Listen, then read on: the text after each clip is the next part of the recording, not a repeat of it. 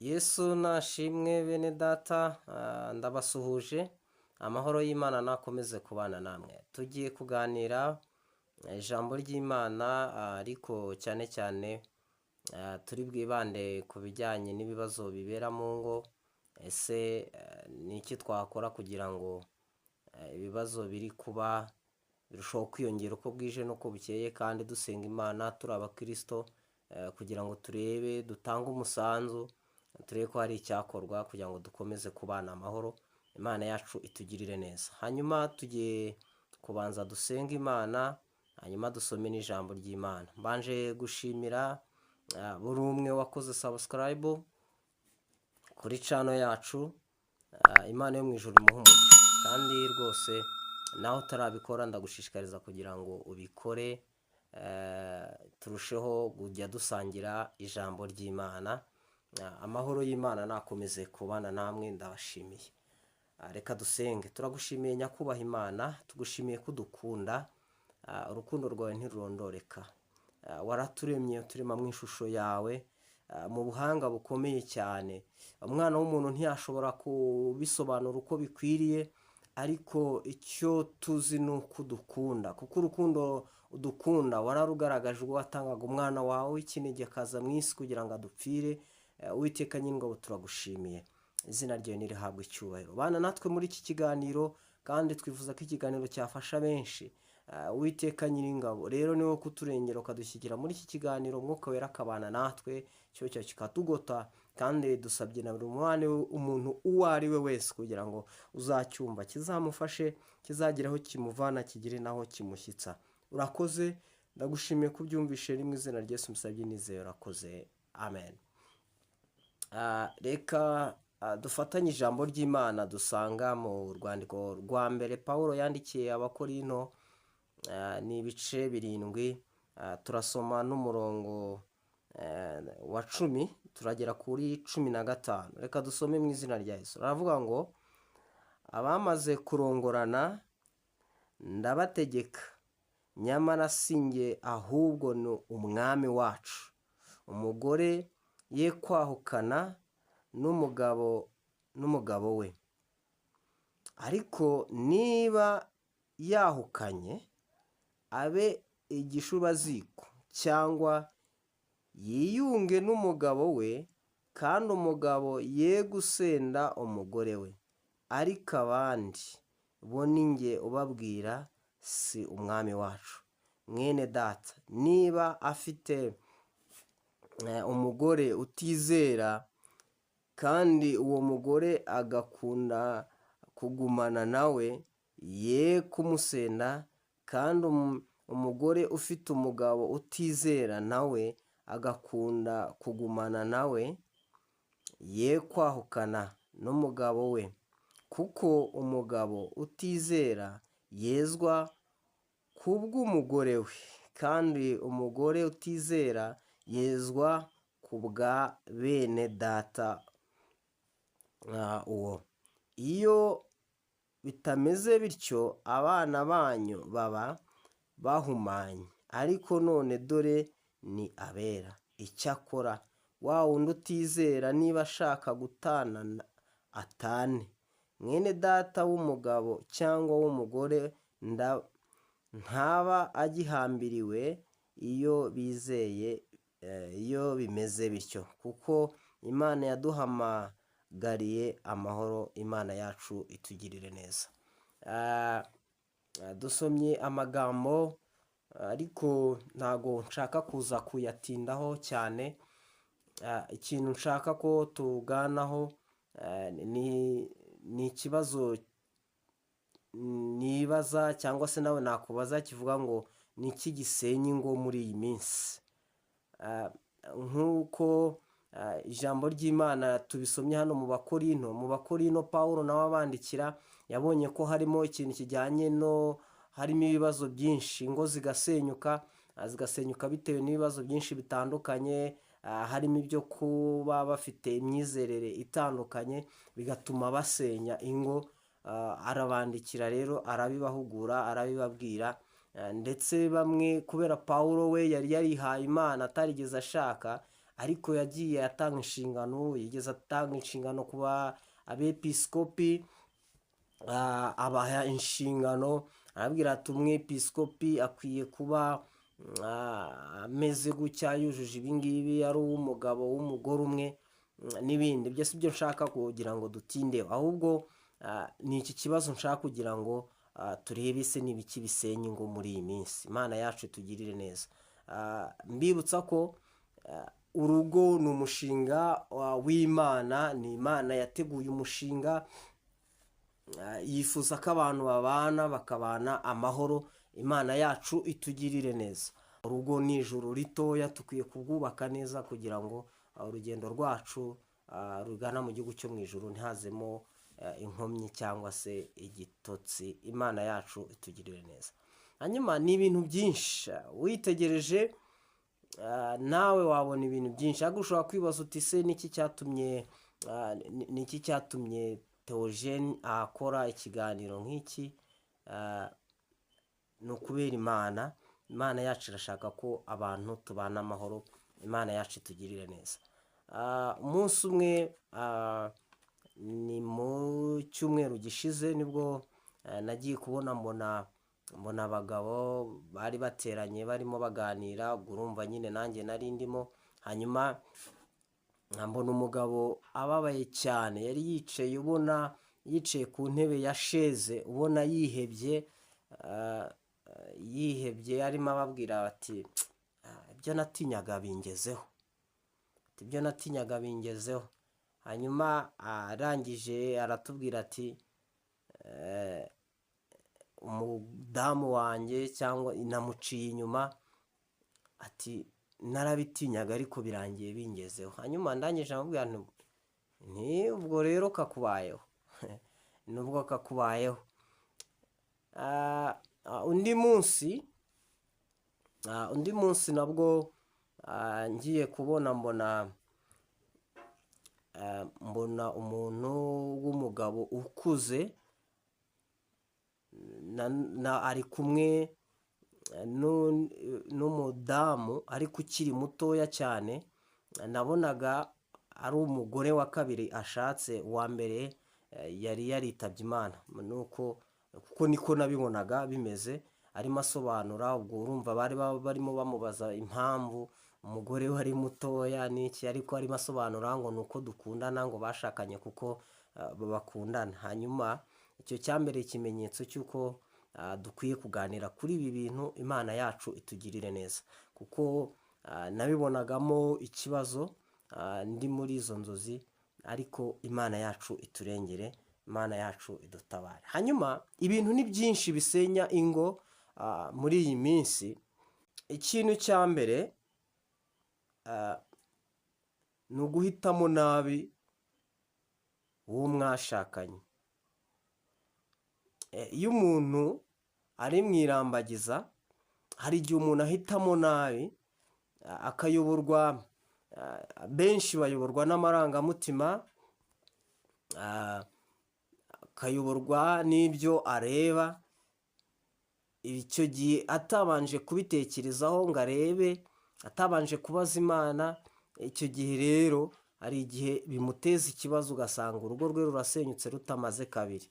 Hari ababana n'abantu atari uko babakunda, ahubwo byaratewe n'amakosa bakoze. Ashobora kuba yarashakanye nawe kubera yamuteye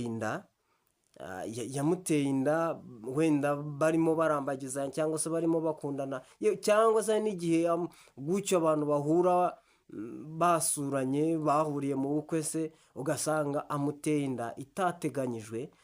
Iyo nda igatuma ibahatira kubana kandi badakundana, kubwo inyungu z'umwana. Bati umwana wacu ntabwo yabaho mu buzima ababyeyi be batandukanye, ntabwo yabaho neza. Hanyuma bikaba ngombwa ko bahitamo kubana badakundana. Icyo gihe rero nabyo biteza ibibazo. Imana yacu itugirire neza.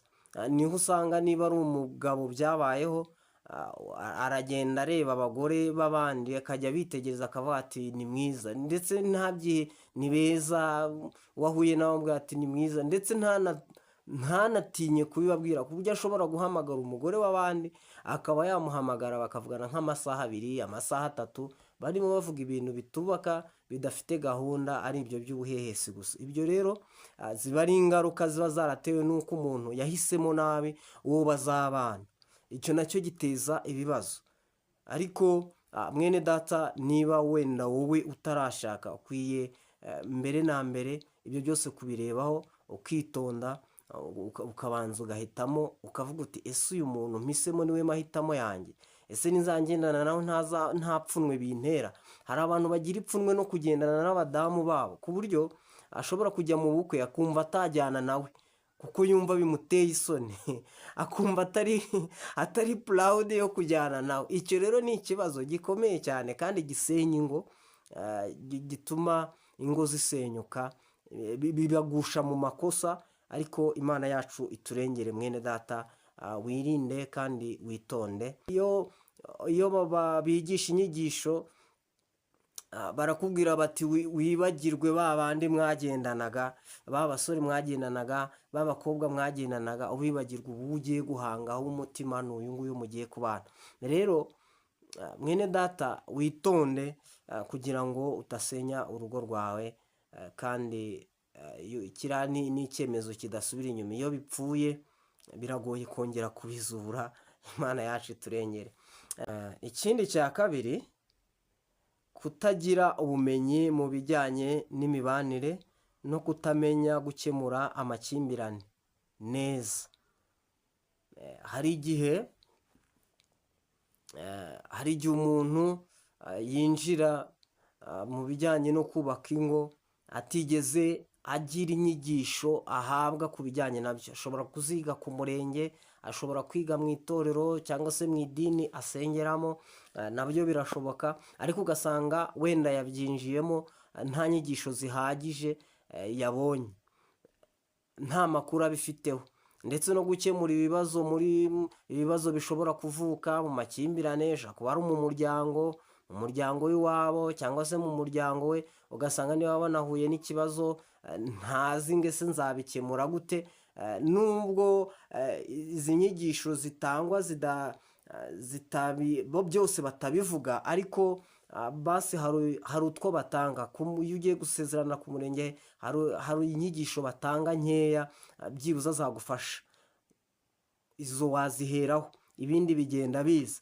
Hanyuma no mu madini nabyo hari ibyo bigisha, ariko hari ababa bafite akazi kenshi bikarangira ibintu byabo byose babipangiye kuri telefone, byose bikarangirira kuri telefone. Wenda bakagira umunsi umwe wonyine. Umunsi umwe rero ntabwo wakwiga inyigisho zijyanye n'iby'imibanire ngo zirangire. Biba bikwiye ko ari igihe gihagije. Imana yacu itugirire neza.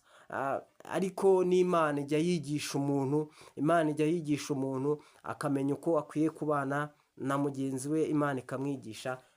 Rero Imana yacu itugirire neza. Ubwo ndimo ngenda mbivuga ibyo bibazo, ariko ngenda ntanga n'inama kugira ngo niba hari icyo uri bubone cyakugonze ukaba ubona urugo rwawe rurimo rutagenda neza, ugikosore. Hari n'ibindi byinshi. Dukomeze ku kindi cya gatatu, kutigirira icyizere no kudahana agaciro, cyane cyane iyo umwe aruta undi. Iyo umwe aruta undi habaho kutigirira icyizere, ndetse ukumva ko mugenzi wawe atagukunda. Iyo hajemo icyo cyizere ko gicika, ubundi urugo rwubakwa n'icyizere. Iyo hajemo ikintu rero cyo kutigirira icyizere, birangira urugo rusenyutse. Imana yacu itugirire neza. Ubundi biragoye ko abantu barutanwa byibuze hagati y'imyaka 20. Nk'umuntu ukuruta imyaka 20 ko mwabana nk'umugore n'umugabo.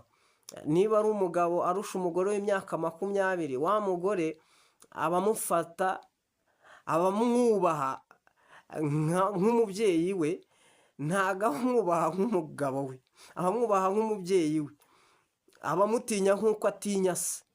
Imana yacu iturengere. Niba ari umugore urusha umugabo iyo myaka, amurusha imyaka myinshi, icyo gihe usanga iyo komplekse irimo yo kutigirira icyizere, ndetse ugasanga aratekereza, mbega umugabo aramufata nk'umubyeyi we, aramufata nka mama we, mbega ugasanga ntago kuba yafata ibyemezo nk'umuntu w'umugabo mu rugo rwe biramugora cyane. Bikamutera ubwoba, bikamusaba rimwe na rimwe kubitekerezaho kabiri, cyangwa akanabyihorera agategereza ko umugore wari ufata ibyemezo. Niba ari ku mugabo, umugore nawe akaba nta cyemezo yafata, akaba nta gitekerezo yatanga, mbega ugasanga urugo rwubakiwe ku bwoba gusa. Icyo gihe rero mene urwo rugo iyo hagize akabazo gatoya niho usanga bahorana mu makimbirane, barwana, kuko nawe bamufata nk'umwana. Iyo akoze ikosa arakubita kuko amufata nk'umwana. Ariko ntabwo umuntu mukuru akwiye gukubitwa, akwiye gukosorwa inkoni. Ntabwo umugore akwiye gukosorwa akosojwe inkoni.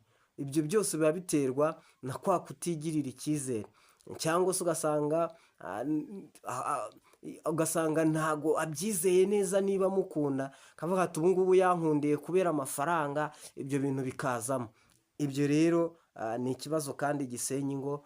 Mwene data ukwiye niba utarashaka, niba ukiri umusore, niba ukiri umukobwa, icyo kintu ukwiye kujya ugitekerezaho mbere y'uko ufata uwo mwanzuro, ukabanza ukabyigaho neza. Cyangwa se niba waranashatse ariko icyo kintu utarigeze ugitekerezaho neza, ukwiye gusaba Imana, ugasenga, Imana ikaguha imbaraga zo kubana n'icyo kintu, ukamenya kucyakira. Mbega ugafata amasomo, ukicara ukiga, ukamenya ukuntu ugiye kuba muri ubwo buzima, kuko ni ubuzima budasanzwe. Imana yacu itugirire neza. Reka dukomeze tugere ku cya kane, ubusambo no kubura ukwizerana, cyane cyane nko gucana inyuma. Akabaho ubusambo, ugasanga umuntu nta kintu yafasha mu mugenzi we, kandi babana. Imana yacu turengere. Cyangwa ugasanga kwizera kwarabuze, umwe arakeka akunda amuca inyuma, barahora batongana, atunca inyuma, wenda yavuganye na runaka, agahita afuha, yamubonana n'umuntu runaka akaba arafushye. Ibyo nabyo bisenya ingo. Nk'uko nababwiye, urugo rwubakira ku cyizere n'urukundo. Iyo ibyo bintu byabuze, ibintu byose birazamba, ibintu byose birapfa. Imana yacu itugirire neza. Rero ikintu bita ubusambanyi ni ikintu gisenya ingo muri iyi minsi. Satani yahagurukije ingabo, aho usanga umugabo yari ameze neza, yari umukristo, yari umuhanuzi, ugasanga afashe umwanzuro, ataye umugore we, aragiye ajya kwinjira undi mudamu. Wenda tuvuge umudamu nta mugabo yari afite, wenda yapfushije umugabo, cyangwa se nawe yarahukanye. Ubu abadamu iyo yahukanye agenda akishingira geto, ugasanga umugabo ataye urugo rwe, asanze uwo mudamu muri geto. Cyangwa se umugabo nawe, hari n'abagabo basigaye bahukana, aho kugira ngo ajye iwabo, akagenda akajya gushaka akandi kazi kure y'umuryango we, yarangiza akaba muri geto nyine, akabaho muri ubwo buzima. Ibyo rero, ibyo byose bituruka ku ngeso y'ubusambanyi. Ubusambanyi busenya ingo. Yaba bikeka, yaba yaragufashe, icyo gihe rwose iyo ubusambanyi bwinjiye mu rugo rwawe, mwene data mu Kristo, nubona ubusambanyi bwinjiye mu rugo rwawe, uzamenye ko kakubayeho.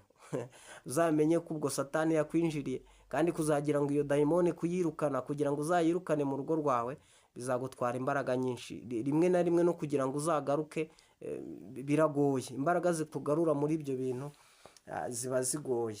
Ariko Imana yacu iturengere, dusenge, Imana yacu iturinde uno mudayimoni, Imana yacu itugirire neza. Tugiye ku kindi cya gatanu, ni imyumvire itandukanye. Ubwo ni ku kijyanye n'umuco cyangwa se imyemerere.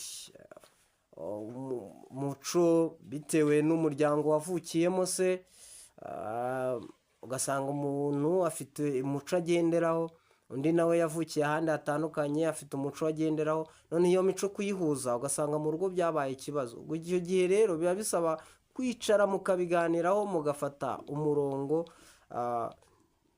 mwiza uboneye, ku buryo utabangamiye mugenzi we, kandi wabafasha kugira ngo urugo rwabo rutere imbere, rugende neza.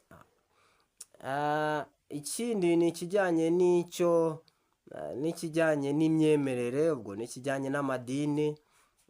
Nk'uko twabibonye mu Bakorino ibice 7:12 hagiye habitubwira. Pawulo nawe yabihuguyeho Abakorino. Abantu bamwe barahukanaga cyangwa se akamusenda bitewe ngo nuko badafite kwizera kumwe. Ubu umuntu wenda aravuga ngo ngiye ngo ndi umurokore, umugabo we yaba atari umurokore, wenda ari umukatolike, ariko iyo ni imyumvire nyine itariyo. Akumva we ntago ari umwana w'Imana, akumva we ijuru ntaryo azabona, akamucira urubanza. Ariko mwene data, uyu munsi umuntu ashobora kuba atizera, ejo agacya yagize kwizera, Mwuka Wera Imana yamusuye, Yesu yamugendereye akizera. Rero tuba dukwiye kugira ibyiringiro, ntabwo icyo ari ikintu cyadushwana. Pawulo yarababwiye ati niba umwe yemera kubana nawe adashaka gutana, nta mpamvu yo gutana. Ikintu bita imyemerere cye kubatandukanye, uba ukwiye kumwerera imbuto. Niba koko ubona idini urimo rigufasha kugira ngo ugere ku Mana, icyo gihe ukwiye kumwerera imbuto, akavuga ati oke, hano hantu ari ndi kubona hari impinduka hatumye agira, nanjye hari uwamukurikira. Akaba yavuga ati reka nkurikire Imana y'umudamu wanjye cyangwa se y'umugabo wanjye, nyikurikire, nanjye ubuzima bwanjye bwahinduka, namera neza. Ariko usanga abantu bashaka kubigira intambara, amahane, ugahura ari intambara. Ugasanga niba umwe agiye gusenga, ahise afata ishati wenda yimennyeho amazi kugira ngo atayijyana, ugasanga ni guhangana. Amadini hanze byavuyeho, byinjira mu ngo z'abantu, abantu barahangana bapfa amadini yabo. Ibyo rero ni ikibazo gikomeye, kandi buri muntu akwiye kwicara akagitekerezaho. Niba ubana n'umuntu mudasengera ahantu hamwe, ntabwo ari ikintu cyakatumye mutandukana, ntabwo ari ikintu cyagatumye mushwana. Imana musenga, Imana dusenga ni Imana imwe. Niba uri umukristo, Imana yaremye ijuru n'isi, niyo dusenga, niyo ikwiriye rero kuduhuza. Ubundi kuba dusenga mu buryo butandukanye kandi Imana dusenga ari imwe, ibyo nabyo ni umugambi wa Satani, ntabwo ari umugambi w'Imana. Niyo mpamvu ukwiye kwitonda mu rugo rwanyu mukagira Imana imwe, Imana imwe, atari kwa kundi nk'uko Imana yacu iturengere. Pawulo yigeze yandikira Abakorino, arangije arahabwira ati bamwe biyita ba Pawulo, abandi biyita aba Petero. Mbega abantu baragiye biyita amazina ajyanye n'ay'abashumba babo, aho kugira ngo bavuge bati twebwe turi abakristo cyangwa se turi abana b'Imana. Ahubwo bamwe ni abo kwa pasiteri runaka, ni abaposo runaka. Ibyo rero birimo birasenya ingo. Ugasanga uko umugabo yubaha pasiteri bitandukanye n'uko yubaha umudamu we, cyangwa ugasanga umudamu yubaha pasiteri kurusha umugabo we. Ugasanga umugabo ntiyanakoropa mu nzu iwe, ariko ajya gukoropa mu rusengero rwose abyishimiye. Ukibaza kuba yakoropa mu nzu ye biteje ikihe kibazo? asanga rero amadini, bene data nimutitonda amadini nayo azabasenyera ingo. Mukwiye gusenga Imana ikabahishurira. Ntagire unyumva nabi, ntagire unyumva nabi. Imana yacu tugirire neza. Nanjye mfite aho nsengera, ntagire unyumva nabi, ariko ndakubwiye ngo witonde ibintu bijyanye n'imyizerere bisenya ingo. Hari abashakana n'umuntu runaka akavuga ati ngewe wenda nzanamuhindura. Uzamuhindura se uri Kristo? Uzamuhindurira Imana? Na Yesu yaravuze ngo naje mu banjye, ngo Yesu yaje mube abe ntibamumenya. Yagiye acira abantu mu imigani. Iyo usomye muri Matayo harabikubwira neza ukuntu yaje mube abe ntibamwemera, bikarangira yihamagariye abanyamahanga. Imana yacu turengere. Ibyo ngibyo wenda si byo nashatse kugira ngo tuganireho, ariko nagira ngo mbwire ngo imyizerere nayo isenya ingo muri ino minsi ya none. Aho usanga umuntu ajya gusenga umuhanuzi, ugasanga umuhanuzi arakubwiye ngo urabona ngo uriya mugabo wawe ngo si wo wawe, ngo dore uwo Imana yakugeneye ngo n'uyu. Kandi umuntu mubyaranye kabiri, umuhanuzi akaza akakubeshya ngo uriya ngo si wo Imana yakugeneye. Warangiza nawe ukabyizera. Koko abantu bizera abahanuzi kurusha uko bizera Imana. Icyo ni ikibazo gikomeye cyane, ikintu kijyanye n'imyizerere. Iyo utitonze rero urugo rurasenyuka. Bakakubeshya ngo turagukorera deliverance, ngo dore ngo tugukureho ngo ibya karande y'iwanyu. Barababeshya mwene data, barababeshya. Deliverance kore Kristo niwe wenyine uyikora, niwe ukubasha kugukura muri karande y'iwanyu akakwinjiza mu bana b'Imana, akagutandukanya n'imihango yose ya gipagani iwanyu bakoraga, ku buryo n'ujya uryama ujya urota ibyo mu ijuru, ujya urota Imana. Rero biriya bababeshya, Imana ni gahunda ya Satani. Satani yinjiye mu madini bene data. Bantu banga kubivuga, banga kubivugaho, ariko ibintu bibera mu madini ni ibintu biteye ubwoba. Utabaye maso ngo usome Bibiliya ikwigishe uko ukwiye kubana n'Imana yawe, umuryango wawe mukabana neza, mukabana amahoro.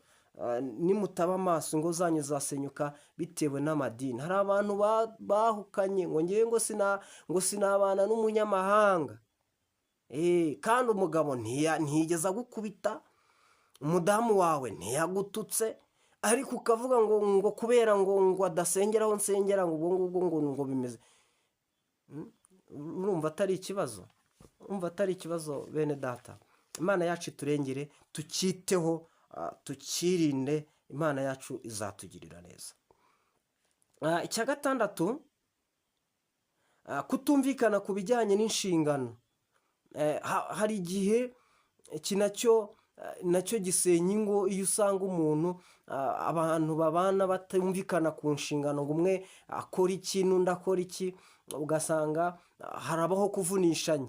Ugasanga wenda bafitanye abana, umubyeyi umwe niwe ubishyurira amashuri, niwe ubagurira imyenda, niwe uhaha, undi amafaranga yakiriye ugasanga ayajyana mu rusimbi se, ajya kuyanywera inzoga se, mbega ugasanga nta kintu ajya afasha mugenzi we, ntibajya bashyira hamwe ngo bafatanye. Imana yacu tugirire neza.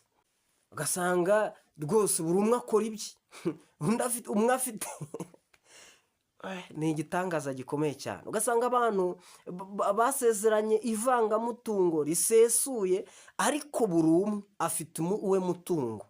Umwe afite umurima we, n'undi afite undi murima we. Ugasanga umwe aracuruza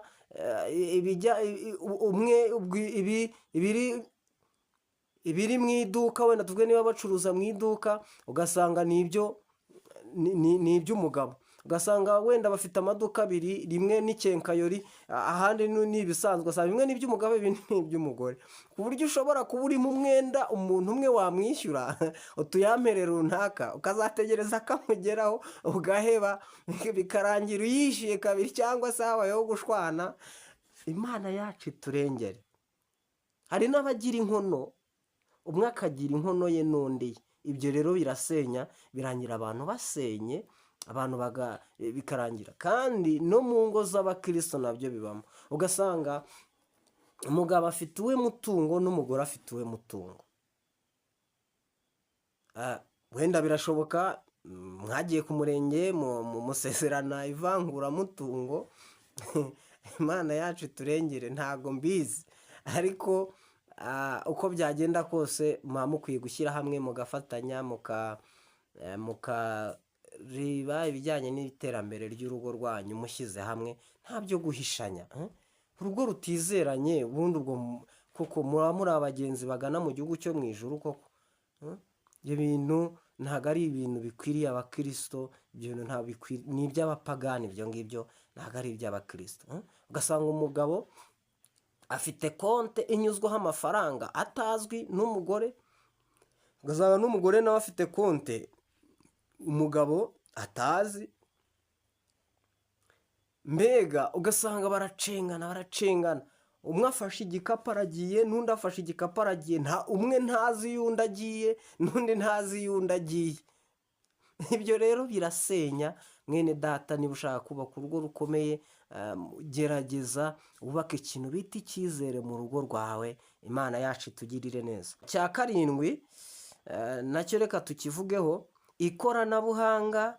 Ubwo turi kuvuga telefoni cyangwa se imbuga nkoranyambaga za Facebook, YouTube, za Instagram, za WhatsApp. Ibyo nabyo biri mu bintu bisenye ingo.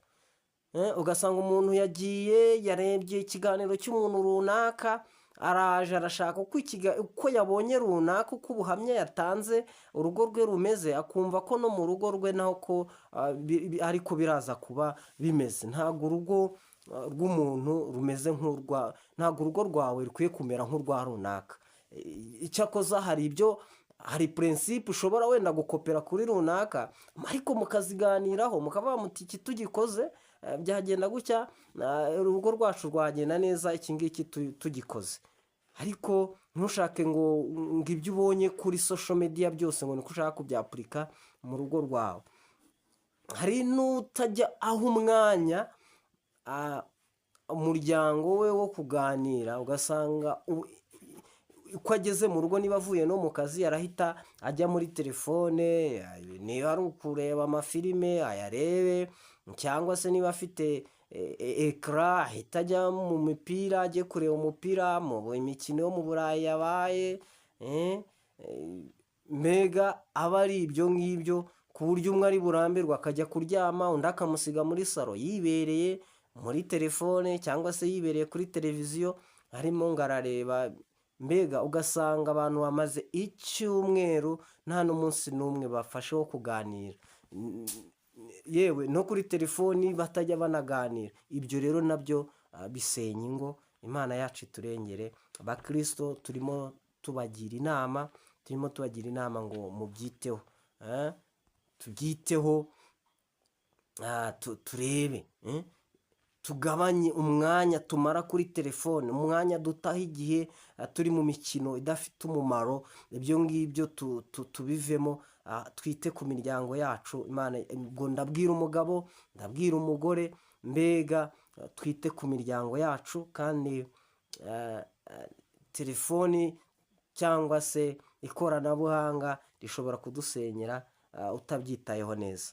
Niba ukunda filime, uretse ko nigeze nkora ikiganiro mbabwira nti ibintu bijyanye na filime ni gahunda ya Satani, ntabwo ari gahunda y'Imana. Ibyo kurangaza abagenzi, ibijyanye n'imipira nabyo ni ibirangaza. Njya ntangazwa gusa baba bari muri bizinesi zabo. Ugasanga idini runaka rifite ikinyamakuru cyangwa se rifite radiyo, ugasanga riranyuzaho urubuga rw'imikino, mbega rirashishikariza ibintu nk'ibyo. Ibyo byose usibye ko bari kwikorera amafaranga, ntabwo ari inzira yo kugira ngo bajyane abantu mu gihugu cyo mu ijuru. Ni gahunda ya Satani. Rero mujye mubyitonda, mujye mubigenzamo gakeya, ntimukirunduriremo. Nimubyirunduriramo ni akazi kanyu. Kiriya kibuga muba murimo mukiniramo ntabwo ari icyanyu, ni ikibuga cya Satani. aha hanyuma icya munani, ubukene n'ibibazo by'ubukungu. Nsoreje ku kijyanye n'ibibazo by'ubukene. Ubukene nabwo buteza ibibazo. Abantu benshi bananirwa kwihanganirana ngo bashyire hamwe barebe ko bakwikura mu bukene, biteze imbere, bapange imishinga bakora, batangirire nyine kuri zeru uko bameze ngo barebe ko bazamuka, ahubwo bamwe bagatangira kujya mu bishuko, bagatangira kujya mu bishuko bizatuma basenya ingo zabo. Ubukene rero ntabwo ari ikintu cyoroshye. Utitonze ngo Imana igufashe kwihangana, ushobora gushiduka wasenye byakurangiranye. Imana yacu iturengere, Imana yacu idutabare tugeze mu bihe bigoye. Umuntu arabona udufaranga wenda duke afite, ntanyurwe natwo ngo abeho mu buzima tw'udufaranga afite, ahubwo agashaka kuba mu buzima nk'ubwo runaka abayemo, agashaka kwambara igitenge nk'icyo runaka nawe yambaye, ugasanga ari guhoza ku nkeke umugabo we ngo nawe namugurira igitenge, cyangwa se akaba yanamubwira bati wowe ntacyo umaze, ati nta mugabo ukurimo kuba utangurira igitenge, kuko abonye mugenzi we yambaye igitenge gishyashya kandi ntazi aho yakuye amafaranga, ntazi uburyo abonamo amafaranga, ariko akirengagiza ubuzima barimo akumva ashaka kubaho na runaka. Mwene data, ukwiye kunyurwa n'ukuri. Niba wabonye ibiryo wariye wahaze, nyurwa nabyo. Imana izagenda igutabara, ikuvane ku rwego rumwe igushyire ku rundi. Imana yacu iturengere, Imana yacu idufashe. Nta mpamvu yo gusakuza mu kigeragezo. Niba uri mu kigeragezo cy'ubukene, kirwane bucece utuje. Nubona ku gasabune kamwe ufurisha ako ngako, niba ari utuvuta, niba ari moviti, niba ari iyo ubonye, isiga iyo ngiyo. Wishaka kugura amavuta y'ibihumbi 40, isiga ayo ngayo ari ku rwego, ba mu rwego urimo. Ushaka kwipasa muremure, ushaka kubaho mu buzima butagukwiriye. Imana yacu itugirire neza. Nishaka kwambara urukweto nk'urwa runaka. Ibyo rero nibyo bituma abantu bagira ingo zabo zisenyuka. Ugasanga umuntu arashaka kubaho nka runaka, kandi nyine nta bushobozi afite nubwo kubaho ugasanga umuntu arashaka kuba mu nzu y'ibihumbi 100 cyangwa se ibihumbi 50, kandi atajya yinjiza mu kwezi, cyangwa se ugasanga araninjiza ibihumbi 100 mu kwezi, ariko arashaka kuba mu nzu y'ibihumbi 80. Ibyo urumva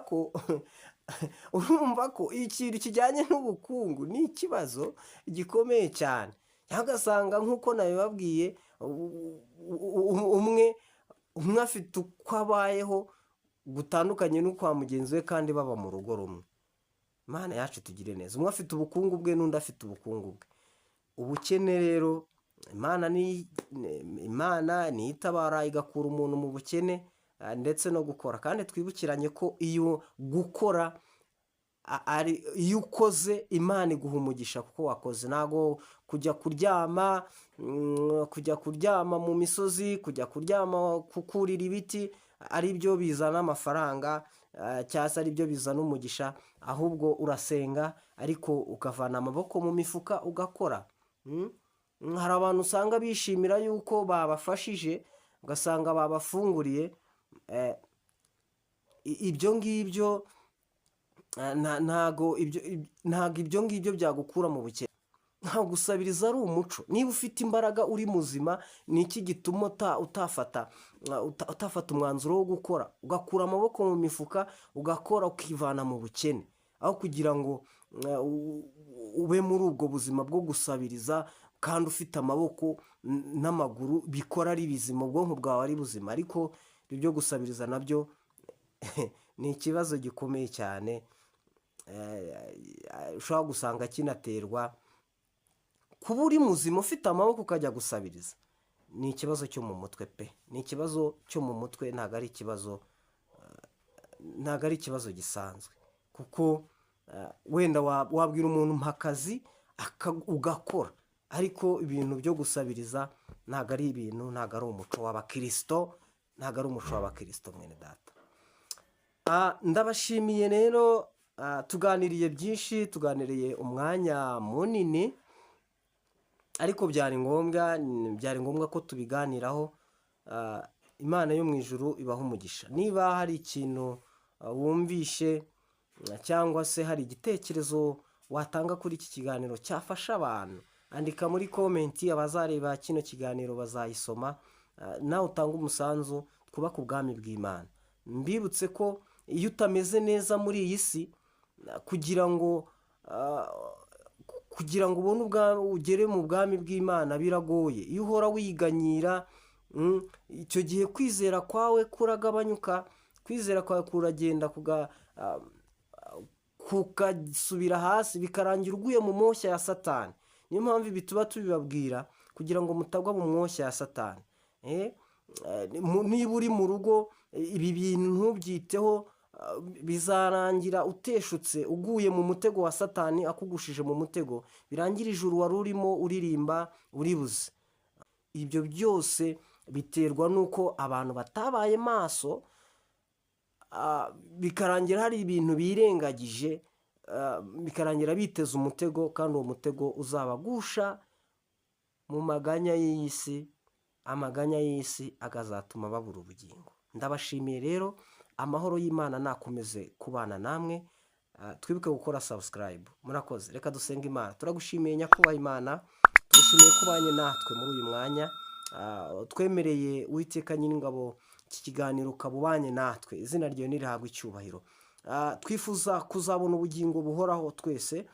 Niyo mpamvu rimwe na rimwe ujya ugira gucya ukatubwira uti dore no mu ngo zanyu ibi nabyo mubyiteho. Ntago iki kiganiro ngikoze ku bwanjye, ahubwo nagikoze kubwo Uwiteka Nyiringabo hari icyo wampishuriye. Ndagushimira rero kubanye nanjye. Ndifuza ko buri muntu uwo ari wese uzareba kino kiganiro, Uwiteka kizamusigira inyigisho, kandi inyigisho izamufasha kugira ngo azabashe gukomera, akomerere mu mwami Yesu. Dukomeze Uwiteka Nyiringabo kwirinda ndetse no kwirimbisha, kugira ngo ubwo uzasange tukwiteguye kandi turi maso. Urakoze, izina ryawe nirikomeze guhabwa icyubahiro, ubwiza bwawe bukomeze gukayangana, kandi reka abantu bakubaha, reka abantu bakumenye barusheho kugenda bagusobanukirwa, barusheho kugenda bakumenya, barusheho kugenda baguka mu buryo bw'umwuka, kandi Uwiteka Nyiringabo ubagirire neza rwose. Nsengera umuntu uwo ari we wese, Uwiteka Nyiringabo unteze amatwi, kugira ngo umwiteho, umurwanirire, ubarwanirire intambara ndetse n'amakuba. Abafite ibibazo, Uwiteka Nyiringabo, ingo zananiye, ubasange, ubagirire neza, ubarwanirire. Niwe wabahishurira ukabereka inzira bakwiye kunyuramo kugira ngo ingo zabo bazubake zikomeye.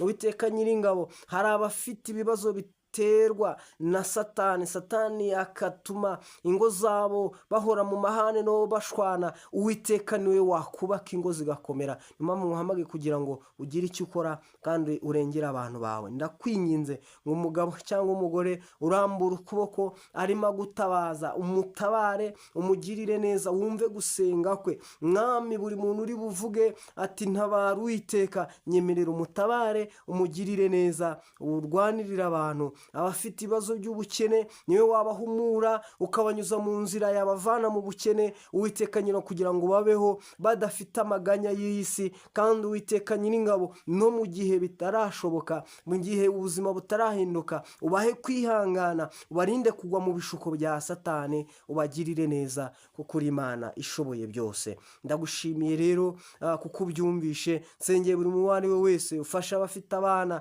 ubarengere. Satani yahagurukiye ingo, atera mu bana, abana bakajya mu ngeso mbi, abana bakisaza. Uwiteka Nyiringabo, ababyeyi bigatuma barangara, bigatuma bafata imyanzuro itari myiza. Niyo mpamvu nsengeye ingo muri uno mwanya, kugira ngo uzigirire neza, uziteho. Uwiteka Nyiringabo, urengera abana muri rusange, abana b'Abakristo, abana b'abagenzi bagana mu gihugu cyo mu ijuru. Ndakwinginze kugira ngo ubagirire neza.